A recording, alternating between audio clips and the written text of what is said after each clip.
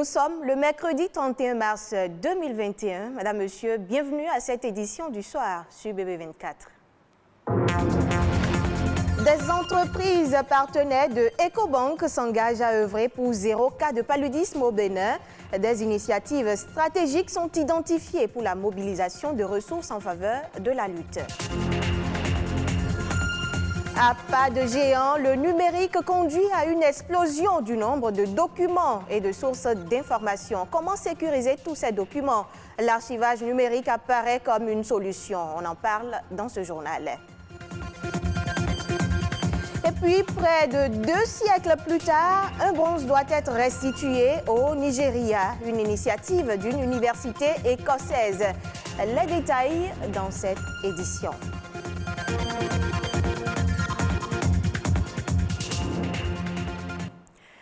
Engager les entreprises afin de définir des initiatives stratégiques pouvant permettre la mobilisation des ressources domestiques en faveur de la lutte contre le paludisme au Bénin. C'est un engagement d'un certain nombre de chefs d'entreprise qui s'engagent pour 0 palu. L'objectif vise à réduire les taux de mortalité liés à la maladie et son incidence d'au moins 90% d'ici à 2030. Émile Azokota pour le reportage. 0 palu dans le monde, notamment au Bénin. Des entreprises du secteur privé s'y engagent.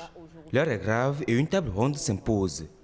L'objectif est de poser les jalons pour éliminer radicalement le paludisme à long terme. Aujourd'hui, pour, si vous voulez bien, entériner ou matérialiser cet engagement du secteur privé. Donc c'est pour ça que nous sommes là aujourd'hui, pour que effectivement les secteurs privés puissent nous donner le cachet, et la plupart des entreprises puissent nous donner le cachet dans cet accompagnement de la lutte contre le paludisme. 0 paludisme au Bénin pour mettre fin justement au paludisme. Parce qu'on sait que la fin du paludisme constitue la fin de la principale cause de mortalité, de morbidité et d'affectation du bien-être des populations au Bénin.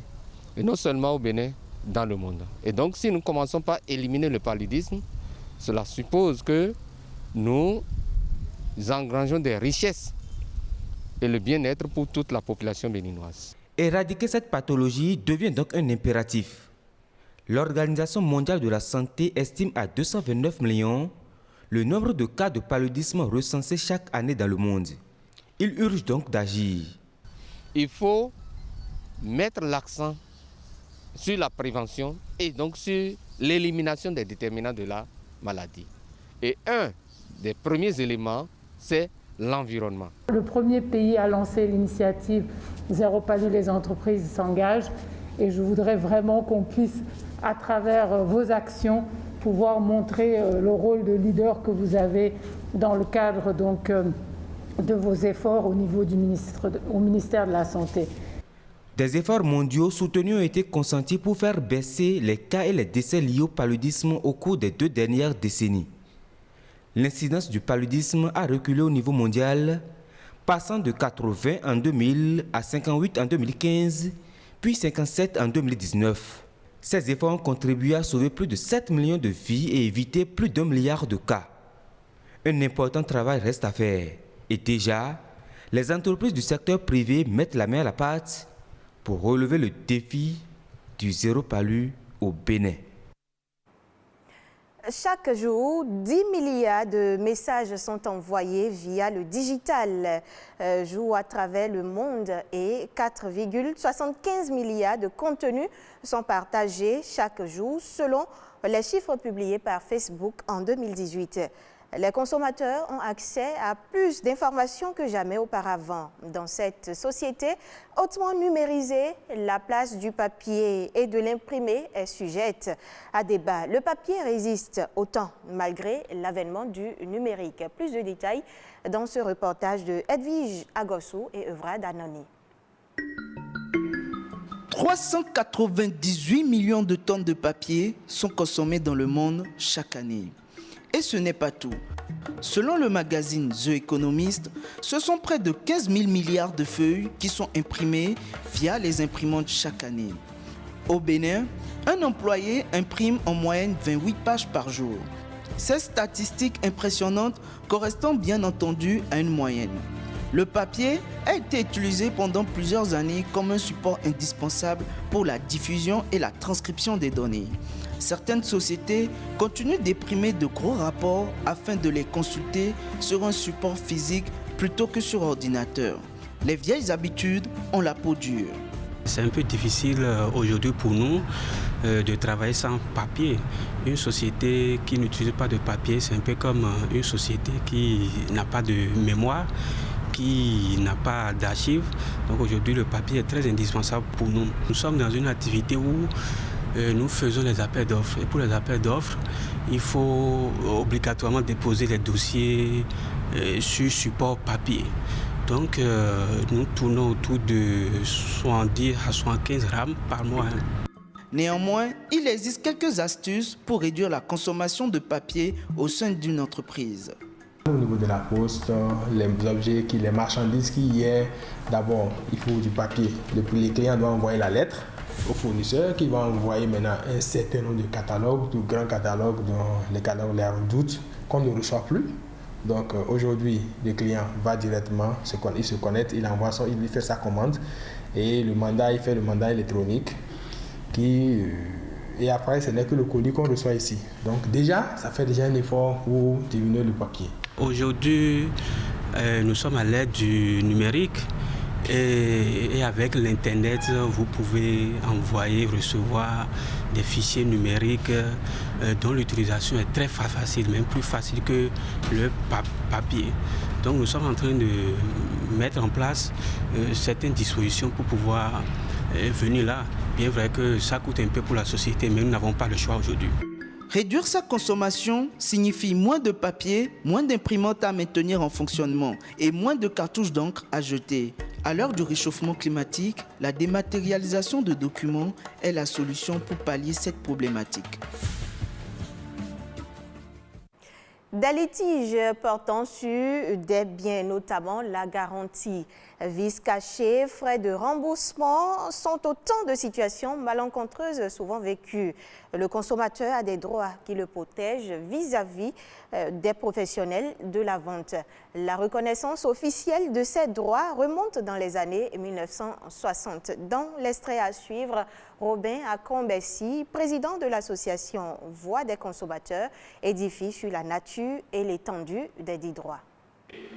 Nous allons parler du droit à la sécurité qui permet de protéger le consommateur contre tout ce qui peut menacer sa vie, sa santé et puis ses intérêts économiques.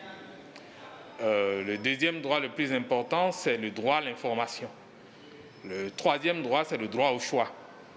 Lorsqu'il y a une multitude de produits de la même gamme sur le marché, eh bien, le consommateur a la possibilité de faire un choix en toute connaissance de cause. Et pour que cela soit effectif, il faut que le droit à l'éducation soit observé. Ce droit, en fait, il garantit au consommateur d'être éduqué, d'être orienté à savoir faire des analyses objectives, des analyses judicieuses pour faire un choix en toute connaissance de cause. Et nous avons le droit d'être représentés afin de défendre les intérêts qui sont ceux de la population en tant que consommateur. Nous avons le droit à la réparation des préjudices.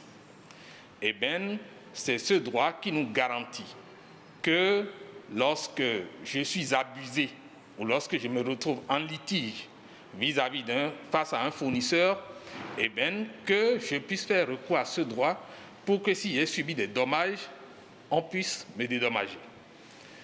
Nous avons le droit à un environnement sain.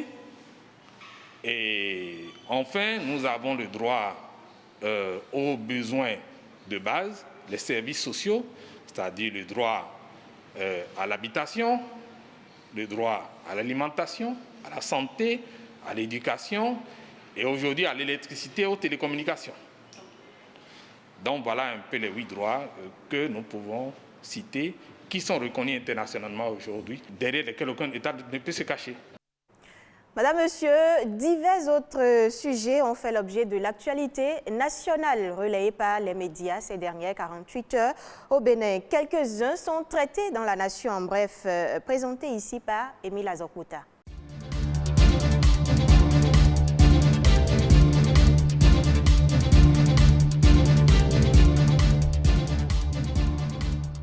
Le match Bénin-Sierra Leone reporté.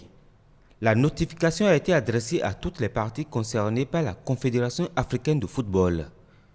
En cause, la situation engendrée par les résultats des médecins sierra-léonais déclarant 6 joueurs béninois positifs à la Covid-19. Il s'agira des cadors de la sélection nationale, Sartuné Anlagbe, Khaled Adenon, Steve Mounier, Jodel Dossou, Potel Michael, Cédric Moutonji, tous testés positifs à la Covid-19 une heure avant le match. Selon le communiqué de la CAF, ce match, entrant dans le cadre de la 6e journée des éliminatoires de la Coupe d'Afrique des Nations, sera joué en juin 2021. Une enquête est diligentée pour mettre au clair toutes les zones d'ombre. Le Bénin se prépare à accueillir ses œuvres d'art. En attendant l'érection d'un musée international de la mémoire de l'esclavage à Abomey, le pays restaure actuellement son grand fort portugais où seront exposées les 26 œuvres d'art. La campagne de vaccination contre le coronavirus démarre effectivement ce 1er avril 2021. Le gouvernement a retenu 78 sites situés dans les départements du littoral, de l'Atlantique, de l'Ouémé et du Borgou. Selon le ministre de la Santé, plus de 95% des cas ont été enregistrés dans ces 4 départements. Des sites ont été également retenus pour la vaccination du personnel de santé de première ligne dans les autres départements. Rappelons que le ministre de la Santé Benjamin Humpati et la ministre des Affaires sociales Véronique Toyin-Fodé ont déjà reçu leur première dose lundi dernier lors du lancement de la campagne.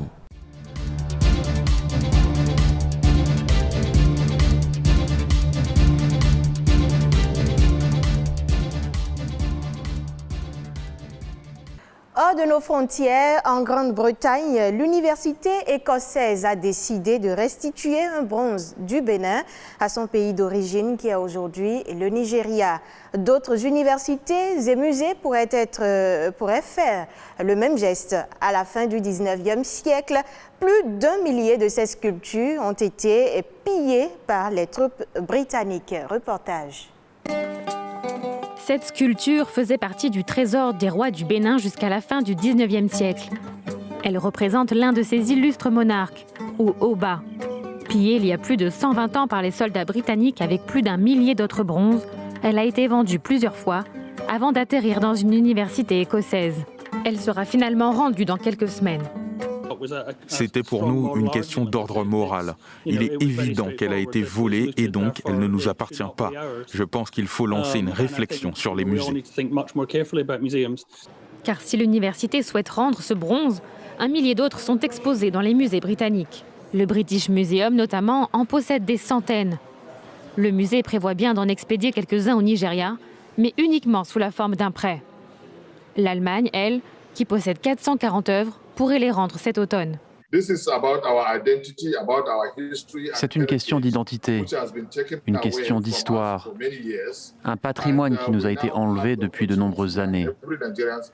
Maintenant, les Nigérians auront la possibilité de voir et la possibilité d'apprécier leur histoire et leur culture. Pour accueillir les sculptures, un centre de recherche ouvrira cette année dans la région de Benin City au Nigeria. Un grand musée doit y être construit d'ici 2025. Ainsi prend fin ce journal que vous pouvez suivre de nouveau sur le site web de l'ORTB, www.ortb.bj. Merci à tous de nous avoir suivis.